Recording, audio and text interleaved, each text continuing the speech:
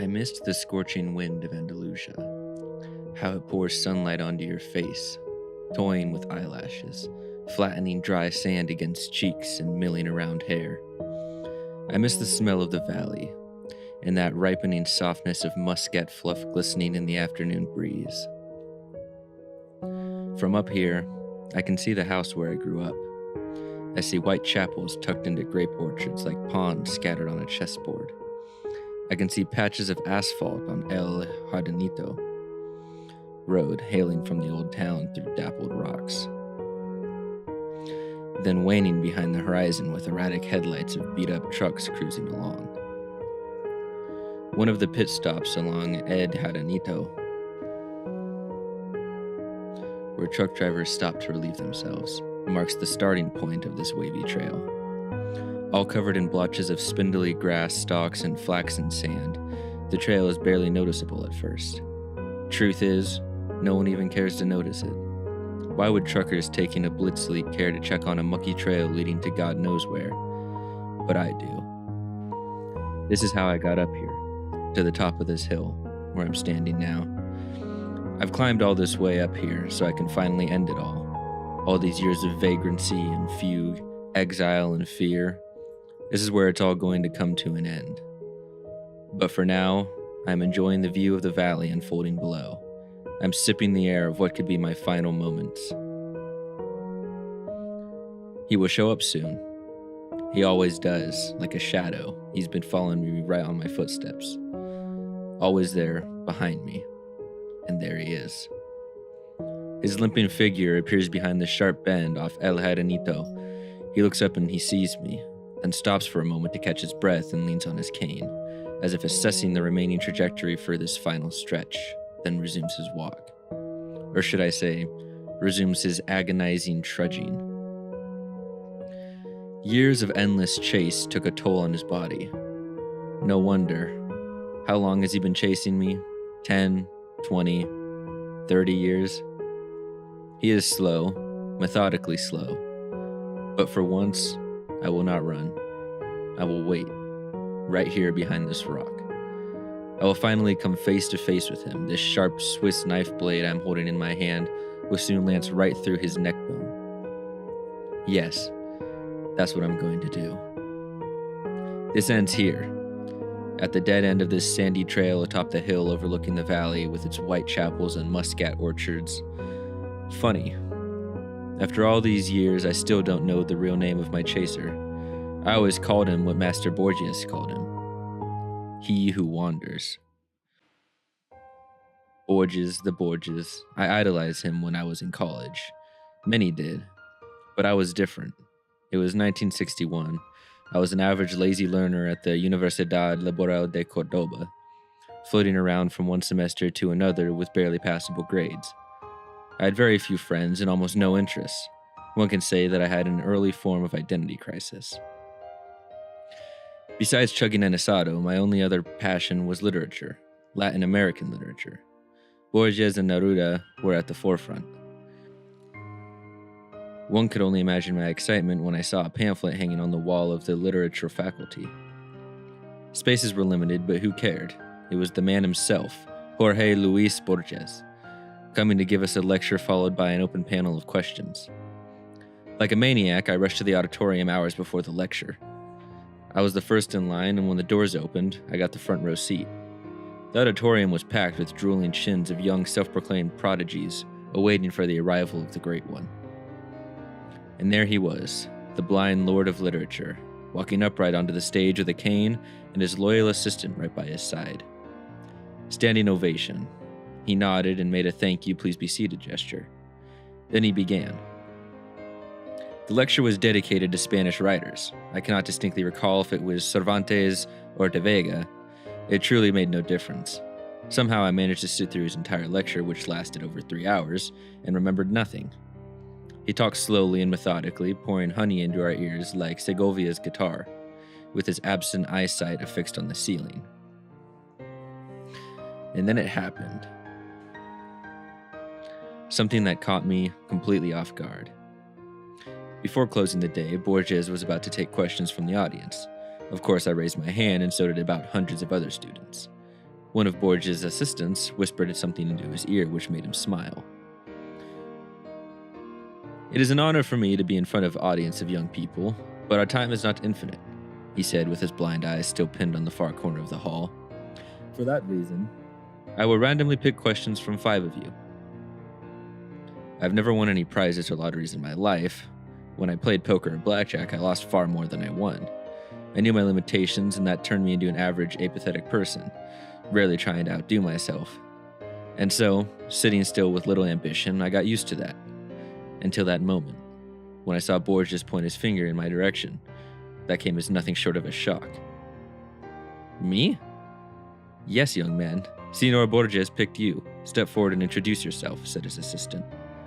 I did not know what to ask, so I quietly mumbled my full name. "Fernandez Agustin Navarro." Borges shifted his gray-shaded pupils in my direction as if reacting to a sudden buzzing of a fruit fly. "Fernandez Agustin Navarro. Navarro. Haven't I met you once, young man?" he asked. "No, Senor Borges. I never had the honor. But you will. We will meet again, Senor Navarro. You and I will meet again, but for right now, what is your question?" The rest of the day was foggy. I don't remember what question I asked. It must have been about him winning the Prix International. I'm not sure.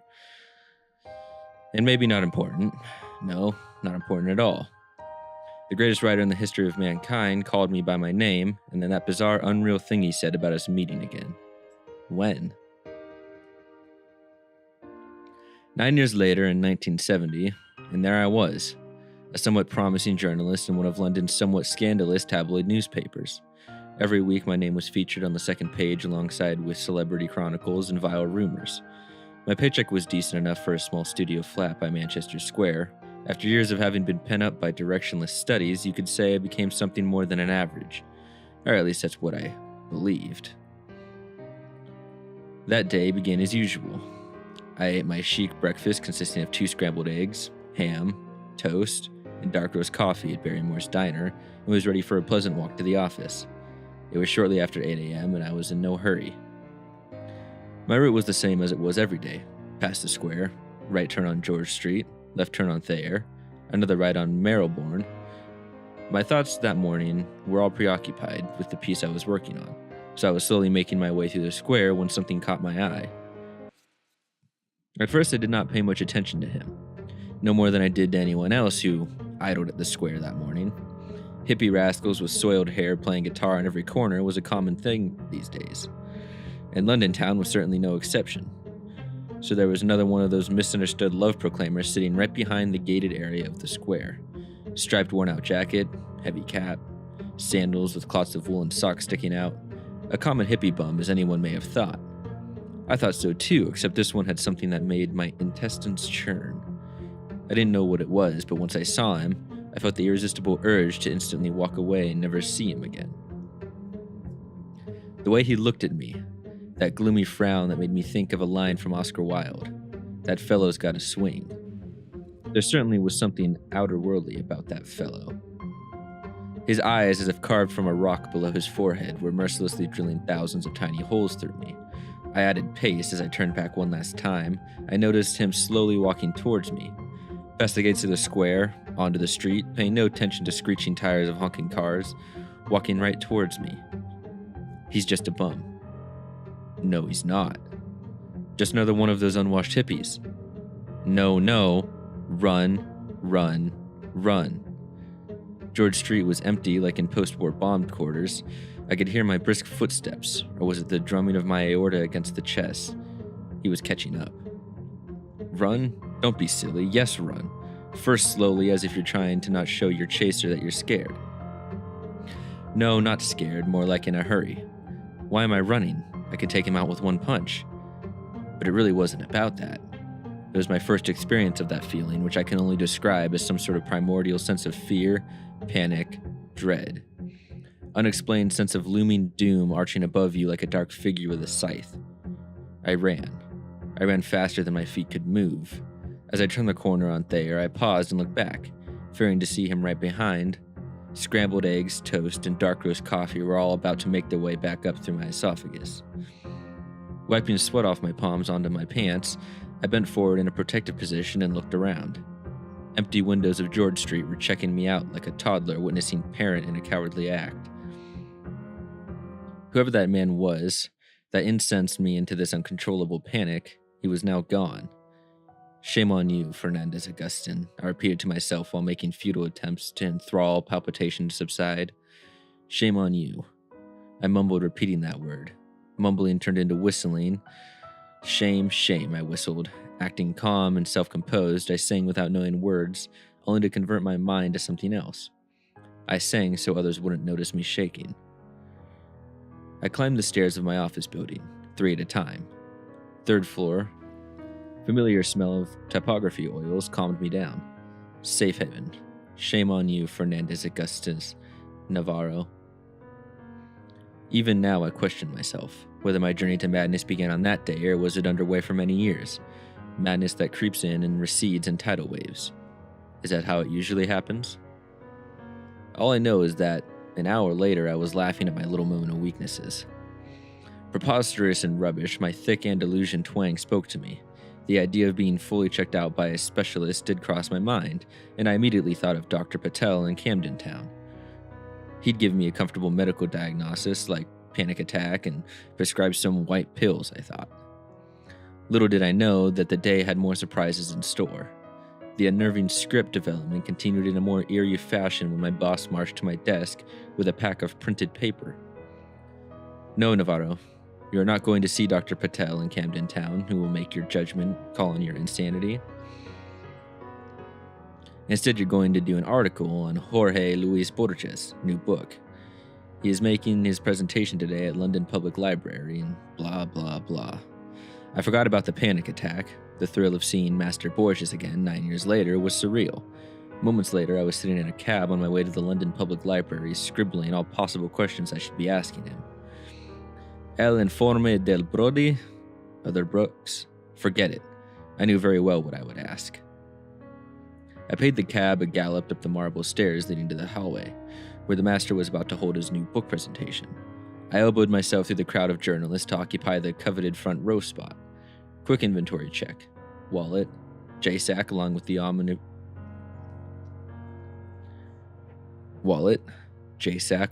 omnipresent Swiss knife. Seconds ticked leisurely on my wristwatch. 4 more minutes. Forget this morning's sickness. Forget Dr. Patel. Collect yourself, Fernandez Augustin. Navarro, that's your name, isn't it? Yes. Yes, Senor Borges. But how do you... 9 years ago in Cordoba, I told you we would meet again, do you remember? I nodded rapidly, completely forgetting he couldn't see me. Stupid. Perhaps, continued Borges, it would be more prudent for us to speak privately after the conference. I invite you to have coffee with me. You like Colombian coffee, Mr. Navarro. I shall see you precisely at 6 o'clock at the address that my assistant will provide. His blind eyes were still fixed at the top far corner of the hallway, far above all the congested, sharp-penciled critics and arduous followers of his divine writing. The attention was now all on me, as revealed by hundreds of photo flashes from behind. I thought of all the explaining that I would have to do tomorrow. How does Borges know you? Are you friends? You were raised in Cordova. Are you his illegitimate son? Back then I did not know. Answers came later. Memory is a tricky animal. As I gaze over the valley and satiate my lungs with familiar smells, I cannot think of anything specific. Vague and elusive memories of my childhood home and these orchards, these white chapels in the old town itself. Nothing but an incomprehensible sensation somewhere down there, below the chest cage. I close my eyes and let the sun twirl around with tinted specks of mosaic light. I'm trying to focus without looking. Alas, nothing comes to mind. I've been robbed of my memory. You. I cast my eyes at the trail again. He is closing in. It's hard for him to walk upward, and yet I see the determination in his eyes, in his tight grip of that wobbly walking stick, in the way he periodically stops to catch his breath and eyeball the remaining distance. I'm not going anywhere. 5, 10 more minutes. Come and take me, old man, if you can. I almost see his facial expression under the heavily pronounced frontal lobe. It's a grin. It's an expression that says, "We shall see." Once I read an interview in the Morning Times. In it, Borges was portrayed as extremely humble and minimalistic. His house was depicted as a perfectly organized space with easy access to everything. Books on the shelves were organized by theme and by title. Dictionaries and encyclopedias were grouped together on the same rack so he could easily find them. In another article, dated 1966, I read that when Borges travels, and those travels were quite extensive, he carries a whole rack of books along, some of which may not even be read. When I entered his hotel room, that very book rack was the first thing that caught my eye. I stood perplexed at the multitude of titles, most unknown to me, when I heard the door swing open, and there he was, entering through the doorway with a leisurely swinging cane. "Ah, Signor Navarro.